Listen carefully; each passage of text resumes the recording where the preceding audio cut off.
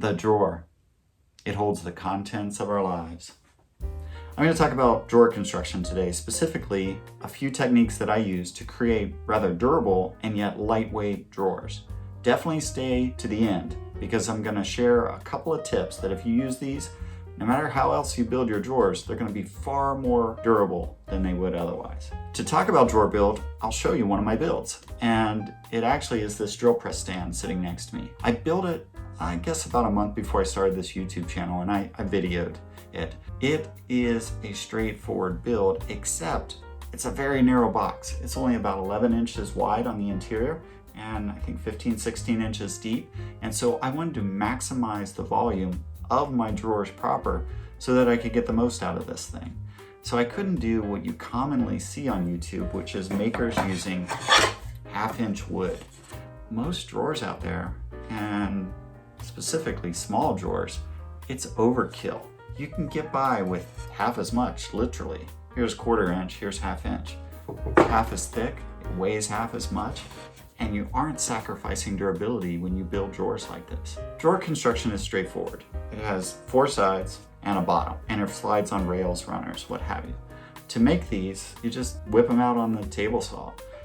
Mine, I think, are about 4.5 inches deep, and I cut those, and then I also cut the bottoms, and then I routed out a groove, a dado, on the lower side of it that the bottom would actually fit in. I then built the box around that bottom and glued and nailed it together. Straightforward, right?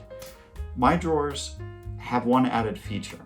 Now, when I glued the sides on, I glued those to the board, so the board butts up against the side, right? And then on the front and back of that, I wanted a bit added durability. So instead of just that butt joint, I didn't want to cut a rabbet into the 1/4 inch wood because it is pretty thin. You could do it, it'd be fine. But instead, I laminated an 1/8 inch thick piece on the front and back, which then created that rabbet still, added that durability. The front and back are now 3/8 inch thick. Just additional lamination, it's just more plywood, right? But it wasn't the 1/2 inch, it wasn't adding to the bulk of it. That created a very sturdy box around this construction. Okay, while I have your attention, please like and subscribe. It really helps me out, gives me an ego boost that you like it, and YouTube likes it when more people are engaged in my content, which has them promote it more, gets more people in, and all that good stuff. So thank you very much. Okay, back to the show.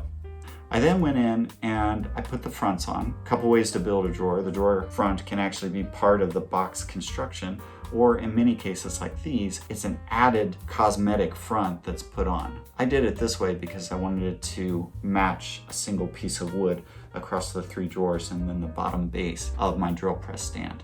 Those went on with screws and a few screws for the handle hardware. The runners go on rather easily too. I use these metal runners. This is a bit bigger one than I used in it, but they have holes in which you can attach it to both the drawer and then also the inside of your drawer cabinet. One of the challenges that you have with putting these runners on the thin board is getting screws that are shallow enough to go in. I put 4 in the drawer. This is the final construction of it. 4 screws on either side. If by chance that seemed to be not strong enough for whatever you were gonna do, you can actually run this all the way through the 1/4 inch and use a nut and bolt instead of wood screws to go into it. But like I said, I've been using this for months now and it's held up beautifully. And I'm not just throwing lightweight stuff in there. I have 2 118 piece sets of drill bits and a 21 piece. That's a total of almost 20 pounds in this lightweight drawer. And it is super lightweight. It holds up. And best of all, it gives me so much more volume in there than it would otherwise. It really optimized the space for the utility of it. 2 things about this build are critical to making it strong. It's how you get away with using such thin wood. 1, if at all possible, make a floating bottom. Now you can hear this rattles a little bit. What a floating bottom is that groove that goes around. You don't glue the bottom board in. The reason is this big flat piece is going to expand and contract differently than the sides. And if it was glued in, that expansion and contraction over time can actually cause the joints to loosen, which is where most drawers end up failing. If you can put a floating bottom in it, do.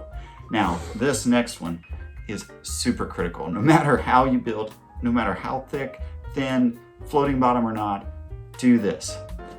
When you join the front and the sides, don't do it this way. You can see here that this is butted up like that. Do it this way. You can have really elaborate joints here to make this really strong. You can do dovetails, you can do a rabbet like I talked about, but whatever you do, make sure that the front and the back are put in this way on the sides. Why?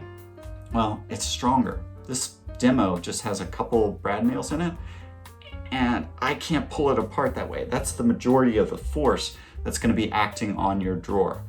If it was this way, it comes right apart, right? So literally, I couldn't do it, just those two nails, but so easy to pop apart. That's what happens to your drawer over time if they're built incorrectly. You'll see cheap drawers made that way. All right, thank you again for watching. Hope this was helpful.